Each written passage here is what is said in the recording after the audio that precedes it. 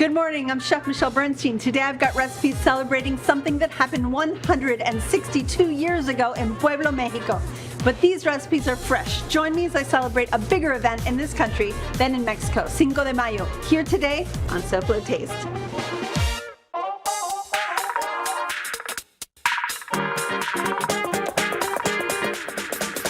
How fun is that?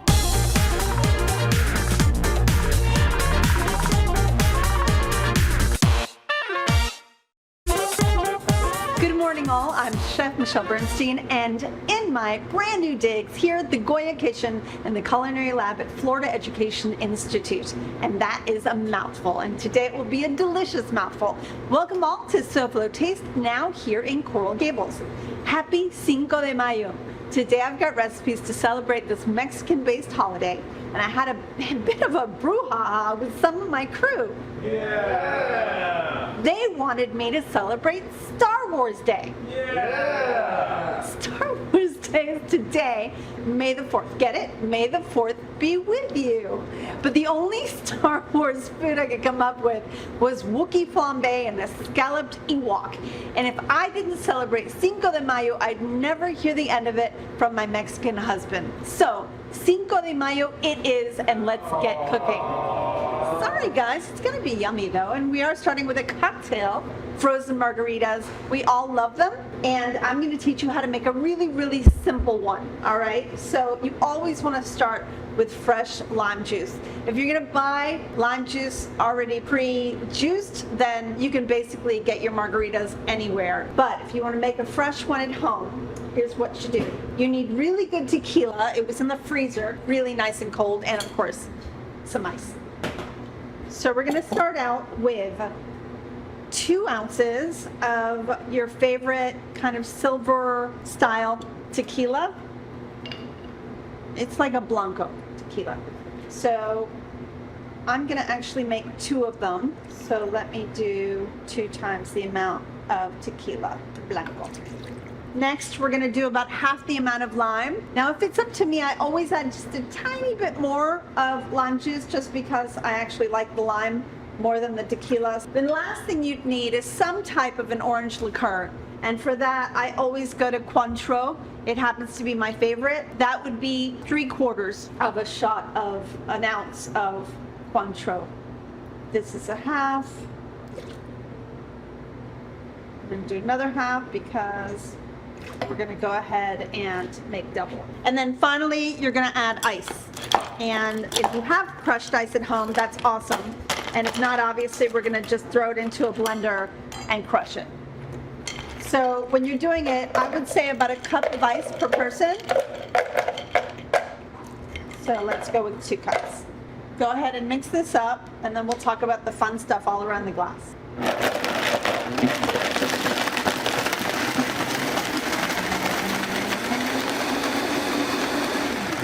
When you hear the ice pretty much stop making that crushing sound, you're done. Okay, so I brought some cool things with me today. One of my husband's favorite things is called sal de gusano. Gusano means worm, and in Oaxaca they actually make worm salt. So I brought some of that. I also brought some tajin. You probably know tajin. Everybody's using tajin these days. It's a little bit chili, a lot of lime and salt flavor, and that's over here. And then of course we have just simple kosher salt. So why don't we make 2? Let's pretend one is for me and one is for my husband because he likes it spicier than I do.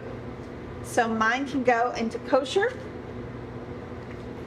And let's do David's. See, he's not here with me today, but he's always on my mind. So then we've got his and we've got mine. Perfect. And then of course, let's just pour ourselves our frozen margarita to start this beautiful holiday. So there we have it, everyone. Feliz Cinco de Mayo. Come right back. I have delicious food to celebrate this holiday. See you in a sec.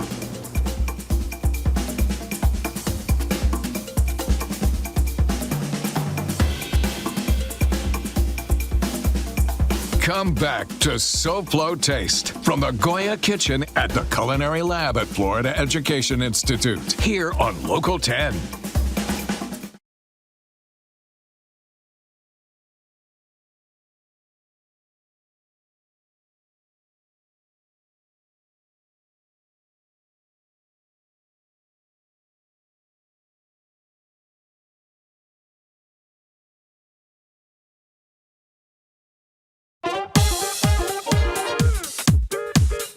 I'm design expert Elena Capra, and after Michelle, join me for SoFlo Home Project here on Local 10. Welcome back to SoFlo Taste here in our new home, the Goya Kitchen at the Culinary Lab of Florida Education Institute. And to find out more about the Culinary Lab, here is FEI's Culinary Director, Isa. Don't hide from me. This is Isa Leal or Isamar. Isamar. Yes. Isamar, you can come in. Chef, thank you for being here with me today. Thank you so much, Michelle, for being here with us. No, you gave us a new home. And we're super excited to be your new home. This is amazing. Yes. Amazing. You want to tell me a little bit about this culinary school? So we are a culinary school, and we're located in Coral Gables, and we are actually a career educational school. We are called Florida Education Institute, and we have two diploma programs and also 2 associates That's perfect. in culinary and pastry and baking arts. So right now, I was going to teach everybody how to make queso fundido, a simple way to make it home. I'm not making it the way I would make it in a restaurant, but we're going to make a yummy, simple way. So here I have 3 cheeses. These are some of my favorites. So it's queso quesadilla, which is, there's actually a cheese called queso quesadilla to make quesadillas because it melts so beautifully. And then queso Oaxaca, I love it. I have to say Oaxaca. And then it's basically anything else you want, whether it's, a cheddar or a jack or anything. But make sure that it's meltable, right? Because it's all about melting. Now I'm gonna actually saute some vegetables to throw onto the melted cheese. Let's go ahead, if you don't mind, start filling the pan. This is the cast iron pan. It's been sprayed a little bit with a little oil so it doesn't stick too much. And I think we should go pretty far up, don't you? I think about 3/4 of the way up. All right. And I'm gonna start sauteing some veggies. And let me tell you all about the veggies that I'm gonna saute. So I have a poblano here, which I already started julienning.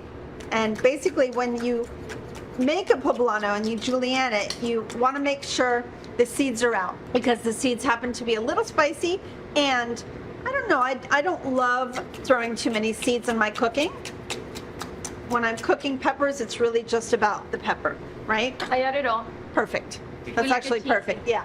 So, and I'm gonna put this in a really hot oven, your oven in fact. So I'm gonna put it up high. And we're just gonna start letting that melt. Isa, do me a favor, do you mind julienning me a couple tomatoes? Of course. All right, so I have 2 plum tomatoes. If you wouldn't mind just cutting off the top and the bottom, julienning, no insides. All right. Okay? And now we get to see her skills, which I'm sure must be incredible. So I'm gonna add a little bit of olive oil to the pan. And I'll start out, obviously, with the onions. We always start out with onions, right, Isa? Yes. Because onions have a good amount of sugar. They caramelize, exactly. But we want to always make sure that our onions are really nice and soft, right? Before we add it to the pan. So I don't really look for too much caramelization here. I'm just looking to soften them a little bit. Chef, actually, some students were asking me. Okay. Do we add the garlic there? Do we add it at the beginning? I actually added garlic after. After, right? Yeah. And then because it gets My burned. mother always added garlic. When she added whatever the juice was, she would add the garlic. Now, I like to saute it a minute. So my addition of garlic is right before you go to add something liquid, you add the garlic. That's a nice tip. Thank you, Chef. I also don't ever like to caramelize celery because burnt celery is the worst. You'll never get the flavor out. Yeah. Those are the tips that we need to teach them. Yeah, it's those little things, right? So how long has this culinary school been here? Actually, for 8 years. Wow. Yeah, but we moved to this location in Coral Gables 3 years ago, and ever since we have grown a lot. Yeah. And we're very excited because we have cool students, getting the whole holistic, sense of the culinary, not only in the restaurant, but also networking events, Right. and so it's really fun here. So, you know what I love? Is that you can see Coral Gables outside. You can see all the trees and the commotion, yet you're very much in a We're in the heart of Coral Gables. Right. Cool But when I was in restaurant. culinary school, I was kind of like all hidden. You know, I never saw a window the whole time I was in cooking And school. isn't hospitality changing a lot? Like, we're stepping away from that traditional restaurant business. You know, like, it's more networking. And that's hospitality. Well, there is no traditional restaurant business anymore. Everything No. has changed so much, you know? Yes. We believe in giving everybody a full-on experience. There you go. That's what we're trying to do here. Yeah, I get that. All right, so I'm just making sure now that the poblanos get really nice and soft, kind of like the onions are nice and soft. And so we'll let that happen before we add The tomatoes. the julienne tomatoes that Isa is helping me do. So they're good. All right, let's take a look and see how our cheeses are melting. And they are melting up pretty nicely. So as soon as we have all these things in here and get them soft, we're gonna go ahead and top the cheese with the mixture. So just so you all know, today I have all kinds of salsas going on over here. We have a tomatillo salsa. We have a pico de gallo. Have some fun with your Cinco de Mayo party. Do what your kids like. Do what your husband or wife loves. Just have some fun with it. Do you ever have Cinco de Mayo parties? Of course. And what do you It's a like? tequila party. A tequila, but well, you missed the margarita. I should have made a margarita for you, actually. What do you love? I love the paloma drink. Oh, paloma's delicious. Right? Because Yeah. I love grapefruit, and I actually make it with honey to give it more like a, healthier taste and sweet. The kids are very lucky to have you. You have a beautiful personality. I think it's so I love it. All right, so this is what we're gonna do. We're gonna pull out the cheese from the oven. So we have just the beginnings of melting. Careful, it's really hot. Okay, and we're gonna put just a little bit of this mixture. That smells good. It's nice, right? It adds a little bit of heat and a lot of color to your queso fundido. So we'll add that. Just place it just like so. And then we go back in the oven. Right. And that's gonna take a few minutes until the whole thing melts like a big, beautiful Mexican fondue. Mexican food is delicious because then you can cook with so like essential ingredients, the basic. But it's not easy. And it's not. There's a lot of work. But it's the technique behind it. It's all about technique. Isn't everything? Look who's talking. My goodness gracious. Well, Isa, thank you for being here. Thank you so much. Such a pleasure to find a new home and to have you in it. So Of I course. appreciate it. We're super happy to have you here. Thank you, my love. Bye. Thanks. See you soon. Come right back as I continue celebrating Cinco de Mayo with food as SoFlo Taste continues. Can't remember what I topped my ceviche with or the recipe for my mother's flan? Go to SoFloShows.com and look it up. You'll find every recipe from apple crisp to zabaglione and everyone in between. That's SoFloShows.com. Stay tuned to SoFlo Taste. We'll be right back.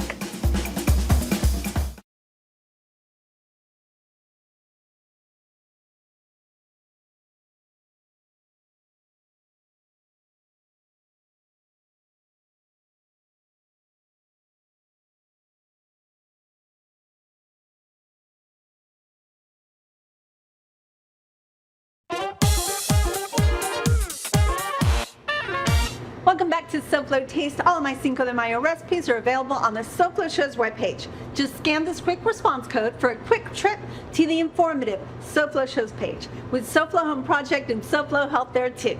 You'll also see this QR code on the ingredient list throughout the show. Now back to my recipes to taco bout. Okay, everybody, guess what's ready? My fundido. So let's go into the oven. Woo, this is hot and yummy. So let's place this right over here. That looks so good. So you can either mix this around and let it kind of mix through or just let it kind of sit on top. It's really up to you. But you see how the non-stick cooking spray helps? It all comes right out. So I would eat this with either warm tortillas or dip right in with a little tortilla chip. It's really up to you. So moving on, I had to make a taco today, right? So I decided to make my favorite taco. We're gonna do fried shrimp tacos. The first thing, what we'll do, I think, let's make the batter and then we'll do all the fun stuff. All right, let's add some simple lager, and of course I chose a Mexican lager, to some simple flour. Let's add a little bit, actually, of cayenne pepper. I'm gonna add just a touch of salt, even though normally I don't add salt to batters, but let's just make it even yummier than it is. Let's start mixing this up. Never add all of your liquid to your dry ingredients when making a batter because you won't be able to make sure that you've gotten the right amounts going. So let me just make sure that this is good here. To me, it still looks a little thick. I'm just gonna add a little bit more beer to the batter, and I'll show you what the batter needs to look like. But they're always very sensitive. Make sure, if it's too thin, your protein won't adhere so much to the batter. And if it's too thick, it's gonna just be a little clumpy. There we go. So see how this is starting to smooth out? This is what you want it to look like. And it's getting to that point where, do I add a little bit more? And by the way, with time, it always thickens back up again. So if you feel like you've added a little too much liquid, you can always add a little solid or just let it sit for a minute. I think we're good there. So I just have beautiful pink shrimp. These are about a 16-20 to pound shrimp, just so you know. So I'm gonna add them into the batter like so. And I already have a pot heating up with vegetable oil. Now, did you all see my new cooktop? I'm in a new home and I have a new cooktop, of course, and it is induction, which is exactly what I happen to use in my own home. This is from General Hotel and Restaurant Supply and the Volrath Company. It cooks with electromagnetic energy. You just need to use induction comparable cookware. By the way, it basically means a good stainless steel pot. Cast iron works great. General Hotel and Restaurant Supply has been a leader in premier kitchen equipment for nearly 70 years. They have Chef's Wonderland in Miami Lakes, thousands of items for the chef, both home and professional. Visit them at generalhotel.com. All right, so my shrimp are sitting in here. I'm gonna start to fry them, and then we can kind of finish up everything that's going into the taco as well. So let's fish out the shrimp, go into the oil. My oil is set at about 350 to 360 degrees. It's going to be a quick cook. As always, I have set next to me over here a pan ready with paper towels so that I can remove the cooked shrimp and place it onto the paper towel. I'm not sure how many I made, but I think right now about 6 or 7 of them is good. You never want to put too many in one pot. I think one more is enough, because then it'll cool down the oil and you'll never get a good crispy shrimp. So this is what we're looking for. Golden, beautiful, delicate crisp. Okay, everybody, let's let these cook for just another minute. Come right back because I'm ready to teach you how we're going to make the most delicious and memorable shrimp tacos. Come right back, taste buds, to SoFlo Taste on the one and only Local 10.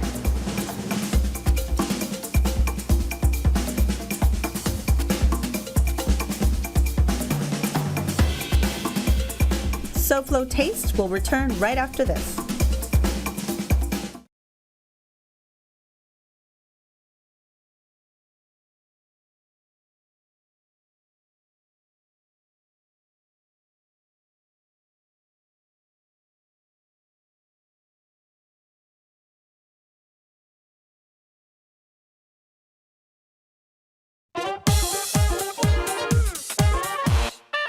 Welcome back to SoFlo Taste and our Cinco de Mayo show. I have this beautiful little tiny mountain of crispy shrimp ready to make tacos. So let's talk about all the toppings, because we talked about the batter and all the deliciousness that I have over here, but not the toppings for the taco, which are really a big deal, right?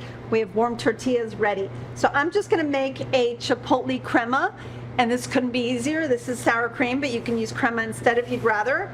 Just add a little bit of the adobo from the chipotle can, which are awesome. If you want it spicier, you can puree in the chilies that are in there too. And if you want this to be a little runny, which makes for a nicer taco texture, you can just add a little water. Let's add some salt and mix this up together until it just comes together. I have some julienne radishes. I actually made some of my own pickled onions over here. And then finally, I have a cabbage slaw with cilantro, a squeeze of lime, a hit of salt. And to me, that's delicious and ready to go. And then if you want, queso cotija. So let's go ahead and build one. I think I'm gonna start out with some slaw. Top it with shrimp. Don't know how many are gonna fit on here. Hopefully 2 will. And they do. Okay, let's put a little bit of crema. Right like that. Some of these fun radishes, because you need all that delicious color. Some pickled onion right over the top. 1 and 2. And then finally the cotija. And I think we definitely have made and given you some great recipes to celebrate Cinco de Mayo. Mexican food always appears in the top 10 of most popular cuisines in America. Try these recipes and you'll see why. I mean, you'll taste why. Next week, it's time again to give Mom one more day for all she does for us, the other 364 days in a year. And this time, she'll take the cake. I'll show you how to get Mom's heart and stomach with a trio of cakes. That's on the next SoFlo Taste. It's time to check in with Elena Capra, design expert of SoFlo Home Project. Good morning, Elena. What have you got for us next? Hi, Michelle. Good morning. So today we are helping to get your home ready to sell with some clever home staging ideas. Coming up on SoFlo Home Project, we have expert advice on the do's and don'ts of home staging. Okay, Elena, we'll be watching, and happy Cinco de Mayo. So taste buds again, thank you for watching. I'll see you next week, and don't forget Mother's Day. Goodbye and good taste.